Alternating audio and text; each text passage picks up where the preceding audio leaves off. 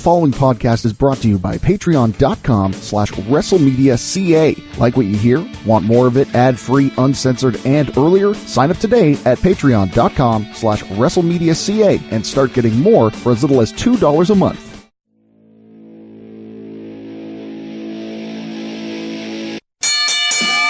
Ladies and gentlemen, it is now time for your main event, where news and opinions on the sport of kings collide. WrestleMedia is proud to present The Wrasslun Show. Welcome to The Wrasslun Show, part of WrestleMedia, where everything is wrestling, and wrestling is everything. I'm at Adam Conta. Matt Sukram is out enjoying his anniversary with his wife. Congratulations, you two crazy kids. Here's to many, many more. And that leaves me flying solo again this week. No special interviews this time, though. Instead, just me with a case of Heatstroke. Man, sometimes being the good guy just doesn't always pay off. Now, I'm not saying I regret helping my friend move today, but I'm saying that, my God, was it hot. And I probably should have stayed hydrated, and my head should have been covered for more of the day than it was. Meaning that you're going to have to forgive me a little bit here, as I'm more than a little loopy doing this podcast. So if I start to ramble on a little bit, or it doesn't make a whole lot of sense, please be patient with me. We will return to your regularly scheduled madness next week. Instead, you'll just have to deal with this summertime heat stroke victim that is your host this week.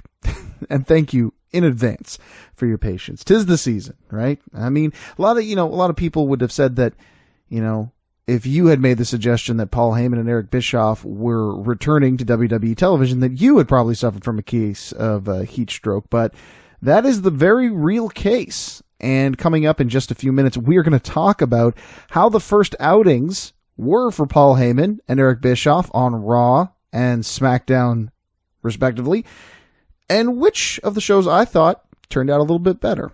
We're going to get to that in a minute. First, I want to send a big thank you out to Queen Street Entertainment, who invited myself and WrestleMedia to be a part of their live pro wrestling event in Renfrew, Ontario. I got to tell you, I had an incredible time. I saw a lot of talent there whom I wasn't familiar with, a lot of new faces that were just starting out in the world of professional wrestling. Some had some incredible gimmicks, some stuff I really enjoyed, was very entertained by. Others who were very impressive from an in-ring standpoint. Others, of course, who I have known for years and have already known that they were fantastic competitors. Overall, it was a really fantastic show. And I just want to say that sometimes these little spot shows that don't necessarily have, monthly shows or weekly shows or ongoing overarching storylines, these shows where people just come to enjoy a good night of pro wrestling can sometimes be the best shows. Because you go in there without any expectations. You're just there to see what these men and women have to offer. And when the show ends up being as good as the one that I saw on Saturday, well, you kind of leave feeling incredibly satisfied. And that's how I felt. I had a wonderful time. There was a lot of great talent on there. There's a lot of talent on there that I had heard of, but I had never had a chance to see live. And I left incredibly impressed by James Stone, one of those guys. My God, he was intense. He had a barn burner of a match with Dino Benjamin, and those two guys were so intense. It really, really impressed me and the rest of the crowd there. I'm hoping to get James on the show at some point in time here to talk about some upcoming events that WrestleMedia is hoping to be a part of, primarily Fighting Back, which is a charity show that is happening August the 16th out in Ottawa, Ontario, in association with C4. It's a show that raises money for the Canadian Cancer Society. I think as of to date, they've raised over $200,000 for charity, maybe even more, to be honest with you. It's a spectacular show. It's the 9th edition. Of course, Cody, I can't say his last name, Cody from AEW has been announced as part of the event. He claims he's bringing a buddy. Don't know who that's going to be, but if you haven't got your tickets yet, go and look them up on Facebook, find out when they're going to be on sale, and go get your tickets. This is going to be an incredible event. It's one of the biggest ones of the summer, and it's a summer jam-packed with great events, but that's definitely one you don't want to miss. We haven't finalized everything just yet, but I'm doing everything I can to make sure that WrestleMedia is a big part of it, and hopefully we will be talking with some of the participants and the movers and shakers who will be a part of that event, because it's going to be big, and we want to be a part of it. We want to help out with this incredible cause. So getting back to the event, TDT, Tabernacled Team. I'd never seen them wrestle in person. My God, did I enjoy everything they did, both from an in-ring standpoint and from an entertainment standpoint, the characters that they did. Of course, they took on Raheem Ali and Michael Von Payton, who are guys that I've, enjoyed watching for years. Jonathan Rukin, Jay Rukin, however you want to refer to him, he has just gotten better as time has gone on. Great guy, great wrestler, loved watching him. I could go on and on about this. Decker Lockhart, was awesome to see him working in there with some of the youngsters, really putting on a great match. I liked watching Sally. She's a Quebec wrestler who I had not yet been exposed to, but my God, I enjoyed watching her as well. She was a lot of fun, great character. As for the main event, man, so much emotion in that. You want to talk about like the total package. Entertainment value, great wrestling. Shane Saber, Alexia Nicole, who, by the way, sat down to talk with WrestleMedia. We are going to be having her interview on an upcoming episode of Women Crush Wrestling, so keep your ears open for that and your eyes on WrestleMedia.ca for when that drops. It's going to be a great one. But also, of course, Cecil Nix and Addie Starr, who blew everybody away by winning the Canadian Openweight Championship at the event. A huge feel-good moment, and getting to share the ring and that victory with her best friend, Cecil Nix, was really, really cool, and it was awesome to be a part of that. It felt special. Sure enough, eventually, we are going to be having a recap video of that road trip that I took, with a few other detours along the way, from the event. So make sure that you're tuned into that. And maybe you're saying to yourself, wait, I didn't know you guys had a YouTube channel. We do, as a matter of fact. If you don't know yet, we do have a YouTube channel, so go and check it out. Hit subscribe and hit the little notification bell, so that you know exactly when a new video drops, like the latest package pile driver video, which if you're listening to this as a patron, congratulations, it's already out. And if you're watching or listening to this as one of the folks who listens to us for free at WrestleMedia.ca, well, it should still be up there right now for you. So go and check out our latest package pile driver video. I take a look at a pro wrestling loot box. I've had a lot of successes with these pro wrestling subscription boxes so far. Will this one be any different? Well, you have to tune in to find out. It's a pretty good episode. I had a lot of fun with it, that's for sure. Of course, we also had a lot of fun getting people to sign up for our newsletter and all the various shows that we've been at. And of course, we've been telling you, our loyal listeners, for weeks now about our newsletter. And today's finally the day. I know everyone has been waiting for us to announce the winner of our tickets to SummerSlam contests. I've got 2 of them. You could be walking away with them. If you've signed up for our newsletter, you're in the draw. And at the end of this episode, we are going to announce the winner.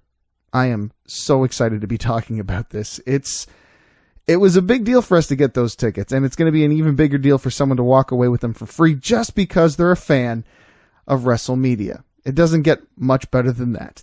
But that's a little bit later. First, what I want to do is talk about RAW and Smackdown this week. This was the opening week for Paul Heyman and Eric Bischoff as producers, the executive producers for the shows. And I'd kind of like to just talk about each show, compare, contrast, and see which show I enjoyed a little bit better. And you can give me some feedback about that. I'd love to hear it. Let's start off with Monday Night Raw. Paul Heyman's Monday Night Raw. And let's talk about some of the highlights of the event. I want to start off with the Falls Count Anywhere match between Lashley and Braun Strowman. It's kind of cool that they have been working a few more gimmick matches into the weekly programs as a way to build up to Extreme Rules. Obviously, there was a couple of different reasons why they had the ending, or why they had the match between Lashley and Strowman end the way they did. There are rumors that they are getting a new set for Raw, SmackDown, and their pay-per-views. Maybe they're going to be getting a new set for Raw and then a different set for SmackDown to kind of differentiate the brands a little bit more. I certainly would be in favor of that, although it obviously has been a bit more cost-effective for them to just keep the same set and just let the graphic work kind of differentiate the two of them. I understand that. I've never begrudged WWE for that cost-cutting measure. It certainly wasn't the days that I remember growing up watching wrestling where, Monday Night Raw had the giant Titantrons with those 2 big fists on the screen, and SmackDown had the giant fist smashing things. A lot of fists in our wrestling sets back in the day. A lot of yeah, well, we won't go there. We'll just say that there was a lot of that going on. I don't know if that's the case, but if it is, cool. I'm looking forward to a new set. I'm always a guy that's appreciated the different wrestling sets, so I'll be happy to see that. Of course, they're also trying to push the angle and you know, have those guys. I'm sure that they'll have either a last man standing match or an ambulance match, considering they were both carried out in ambulances or stretchers for Extreme Rules, which is fine. You know, look, they're building it up to it, and I like both Lashley and Braun Strowman, so I'm cool with it. I'm on board with it. And what a way to start the show, right? I think this is pretty smart. They were there, they kicked off the event, they got people talking about it, if definitely not at the moment, then the next day, so people would have to go DVR it or go back and try to catch a replay or something. So yeah, kudos. That was a smart way for them to start the show off. Good work on that. I liked it. One of the things that I didn't want to call out Paul Heyman and Raw for specifically this week, because it's actually been happening for a couple of weeks, is the tiny integration of the Firefly Funhouse into Monday Night Raw. Now, I don't know if you've noticed this, but all of the Firefly Funhouse puppets have been making cameo appearances on Monday Night Raw, unbest known to most of the cast.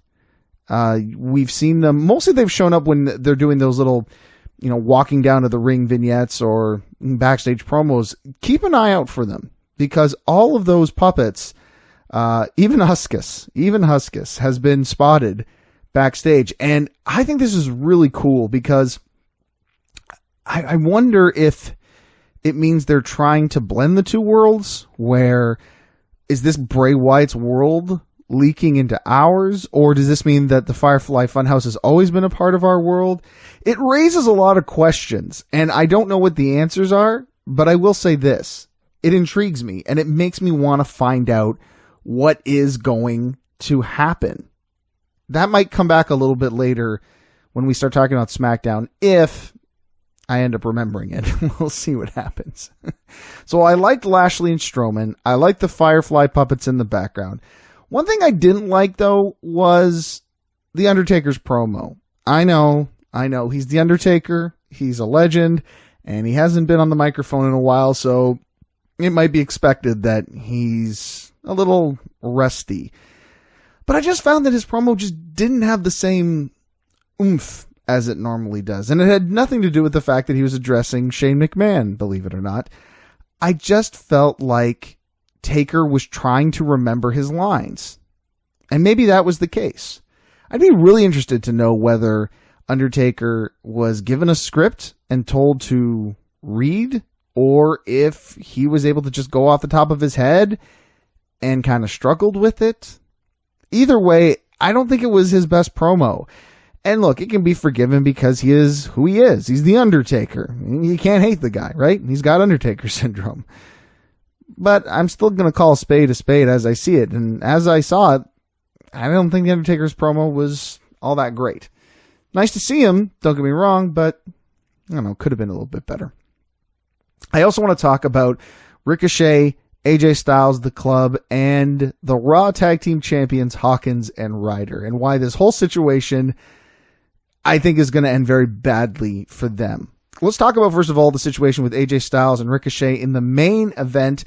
Very cool to see the quote-unquote mid-card championship, the U.S. title, in the main event of this contest. This doesn't surprise me if you think about Paul Heyman and his history with secondary championships. He's always tried to make those belts feel more important, or at least try to elevate them somewhat. And having these two guys, knowing the kind of match that they could put on as the main event, was a pretty smart idea. I like the controversy with AJ Styles winning the title, but then the referee noticing, hey, Ricochet's foot was under the bottom rope.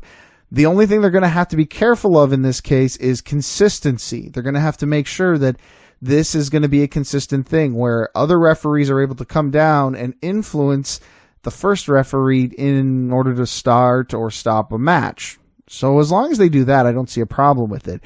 It was a cool way to keep people interested, keep them watching, and get them talking as well. Having people say, oh my God, AJ Styles just became the U.S. champion. I saw a number of news sites with that headline and then having to backtrack and say, well, he's not actually the U.S. champion. Ricochet is still the U.S. champion. I thought that was a cool tease. I thought that was good television. It was surprising. It caught you off guard. And then it completely pulled the rug out from you again a second time. I dug it.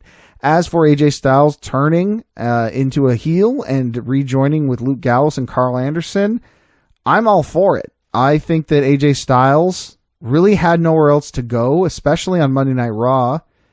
Seth Rollins has the number 1 babyface spot right now. Number 2, if you count Becky Lynch.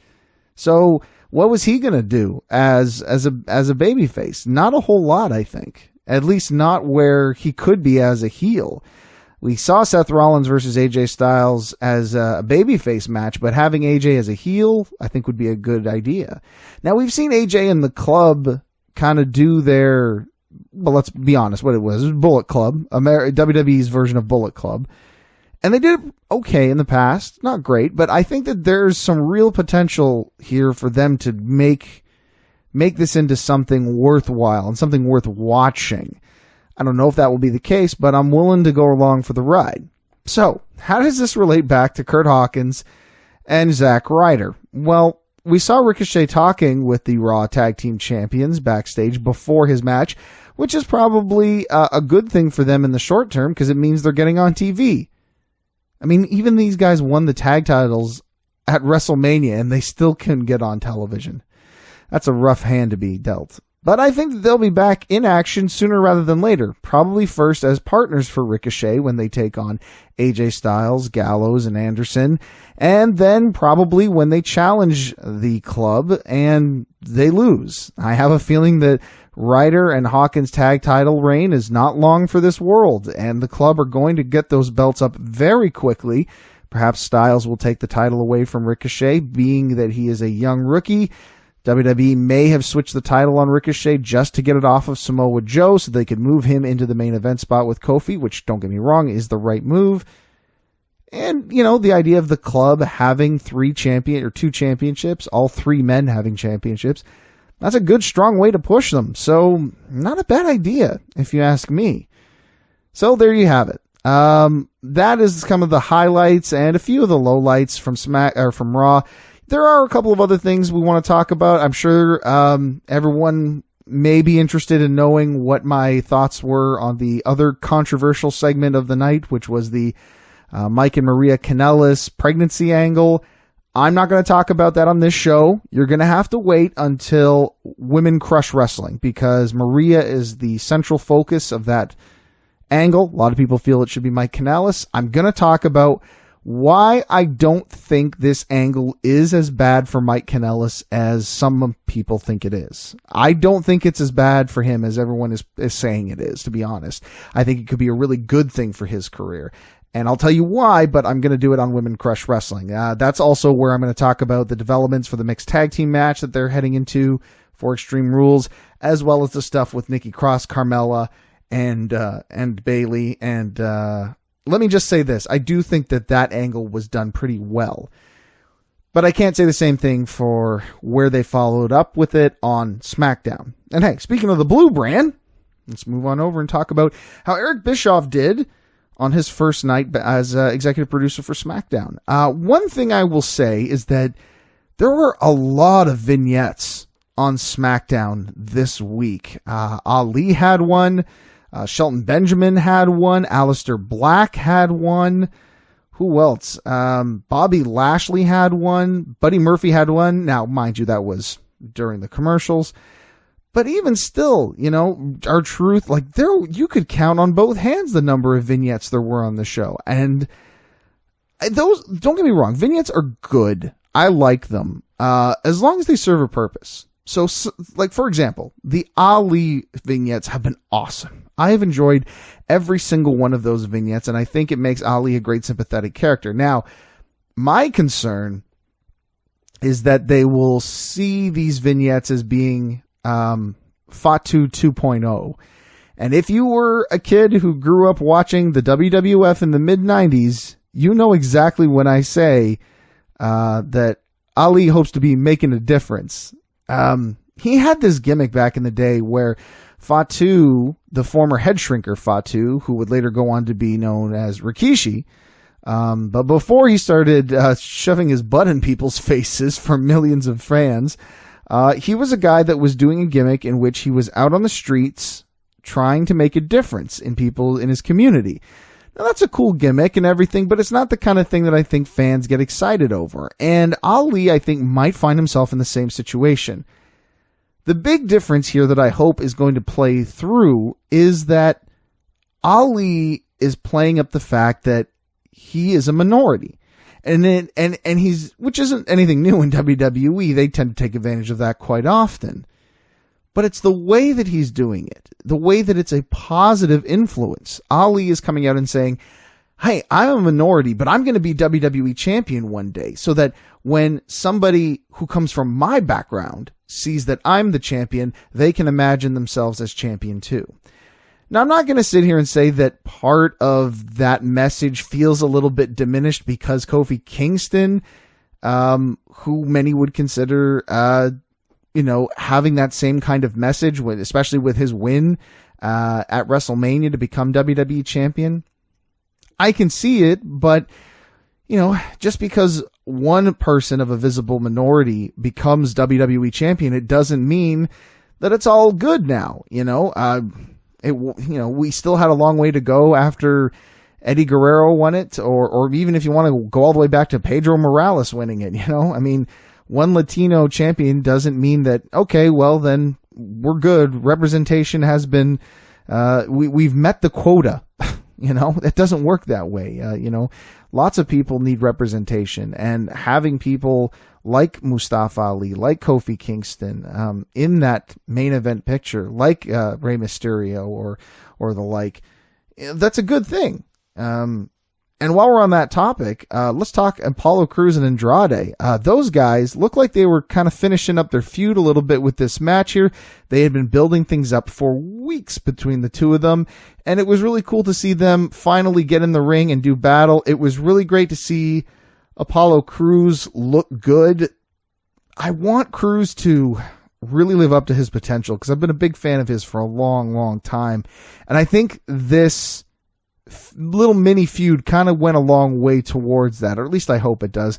Andrade got the win, and obviously we know he's the guy that's going places. And even as an Apollo Crews fan, I gotta admit, that's the right call, I think, because Andrade is a guy that has world champion potential. He was my pick in the Royal Rumble this year, so I still stand by him as being one of those guys that could be in the world title picture eventually. Speaking of guys in the world title picture, let's talk a little bit about Kofi Kingston and Samoa Joe. They had their face-to-face confrontation. I wasn't a huge fan of this. I'm a fan of both guys, and both guys are good talkers, but this felt a little forced to me. Joe's been attacking Kofi Kingston for weeks, and now he's just willing to come out and have a discourse. I did like the whole shake my hand and I promise I'll leave everybody alone until Extreme Rules. That was kind of a neat angle. But instead of doing that, they had Kofi give Joe the finger. Except we didn't see it. The camera angle was strategically placed so that you could not see what Kofi was doing. And this felt a little bit like, I hate this term, but it's the only one that comes to mind. There's an old saying that goes, it's kind of like kissing your cousin, something JR would say. And it's a term that basically means it wasn't really all that satisfying, and it didn't really count. And that's how I feel this segment felt to me. It felt like it didn't really count, like WWE was trying to have a little bit of attitude and be edgy, but they still wanted to make sure they were okay for sponsors, so no giving the finger. Forget the fact that Corey Graves swore on television just the other night. Yeah, I don't know. It fell flat for me. I like that Kofi gave Joe the Trouble in Paradise and caught him off guard, and it didn't make him look like a total wuss. That was cool, but I still felt the segment just lacked a little certain something. Now, one thing I did like seeing was the spot the final spot in the triple threat tag team match at Extreme Rules be filled by either Heavy Machinery or the unusual and completely out of place tag team of Kevin Owens and Dolph Ziggler. I liked a lot of stuff about this. I liked that Heavy Machinery went over. I liked that they got put in the spot, especially after what we saw from them at Stomping Grounds. It was a breakout performance for them, and I like the fact that they're in the tag title picture. I think that they are going to be a great element added to that triple threat tag team title matchup. And I like that Kevin Owens and Dolph Ziggler kind of imploded at the end of the match, and it looks like Kevin Owens is back to being a babyface, which I will admit is a little frustrating because, you know, we just turned the guy into a heel just a few months ago, and now it looks like WWE said, look, we know this was a mistake. This wasn't the plan, but we needed Kofi Kingston to feud with somebody, so we had to turn him. It's ridiculous. They should have just stuck with Kevin Owens being a babyface all along, to be honest with you. But them's the breaks, I guess. That's the way it goes down. I'm happy that it looks like Kevin Owens is back to being a babyface, to be honest with you. That has me excited, but I don't necessarily know if they could have done it a little bit better. All right, so who did I think put on the better show? I got to go with Monday Night Raw and Paul Heyman. I thought that show overall seemed more entertaining, offered more surprises that excited me, and overall better stories. I felt like SmackDown was a little too vignette heavy. There were a few surprises here and there, but on the whole, I felt like they just weren't as good. What do you think, though? Do you think that Paul Heyman did a better job, or do you think that Eric Bischoff did a better job on SmackDown? I would love for you to tell us. That is going to be our social media question of the week. How would you grade the first Raw with Paul Heyman producing? How would you grade the first SmackDown with Eric Bischoff producing? Who do you think did better? Hey, this is a commercial for patreon.com/WrestleMedia.ca, where you can get early access to episodes of your favorite WrestleMedia shows, get full uncut and uncensored versions of your favorite shows, and more. Don't want to hear this commercial on your podcast anymore? Sign up at our main event tier and get these episodes ad-free. Want to hear your own commercial here instead of ours? We've got tiers for that too. Visit patreon.com/WrestleMedia.ca and join the WrestleMedia revolution today. Now that's going to do it for us here this week on our free edition of the show. Coming up on the other side, for you patrons, we're going to talk about a conversation that happened amongst our hosts at WrestleMedia that kind of got our creative juices flowing a little bit. The topic is going to be who should have main evented WrestleMania that never got their chance. And I might even have a pitch for one of those candidates. Maybe two. We'll see what happens on the other side of it. Of course, speaking of our patrons, it's time to shout out our sponsors of this episode. You who have supported us at patreon.com/WrestleMedia.ca. You who have gotten this podcast early. You who have gotten this podcast with an extra 30 minutes tagged onto it. You who have gotten this podcast ad-free and uncut. And if you're sitting there listening to this saying, well, I wasn't one of those people, well, it's not too late. You know, you can sign up right now at patreon.com/WrestleMedia.ca and get a whole lot more for just a few ducats in the bucket every month. Plus, you'll be supporting us in a huge way. It would mean an awful lot to us if you could do that. Now, of course, if you don't have any ducats to throw in the bucket, that's fine. We're not going to be mad at you. Instead, we just ask that you please rate and review us on iTunes and share this on your Facebook, on your Twitter, your Instagram, if you can snapshot the logo and put it out there. Or better yet, tell a friend about us, tell a family member, tell anybody who you know that loves wrestling and loves people talking about some wrestling, because that's what we do here at WrestleMedia and, of course, the Wrasslun Show. All right, the moment has come, the one that you've all been waiting for. Who is the winner of our SummerSlam ticket giveaway? We're not going to make you wait any longer. Can I get a drum roll, please? The winner of our SummerSlam contest is Jordan Griffiths. Congratulations, Jordan. You and a friend are going to to WWE's biggest party of the summer in Toronto, Ontario, SummerSlam. You are going to go and enjoy yourself, and we are going to be right there with you at WrestleMedia. Thank you so much to everybody who has signed up for our newsletter. We have contests with that newsletter all the time. So go and sign up right now, and you never know what kind of contest you're going to be in for. Who knows? Maybe you could be going to the next big event happening here in Canada, and there are plenty of them to go around. That's going to do it for me here on the free edition of the Wrasslun Show. Patrons, stick around. Coming up after the stinger, we will have more for you. And in the meantime, on behalf of WrestleMedia, I'm at Adam Conta for at Matthew Sukram. You know what to do. Listen, share, subscribe, repeat. This has been a presentation of WrestleMedia, where everything is wrestling and wrestling is everything. Here's what you're missing out on right now over at patreon.com/WrestleMedia.ca. Let's say for curiosity's sake, Vince McMahon was really high on Owen Hart and said, nope, I want Owen in this main event. How do you get him there?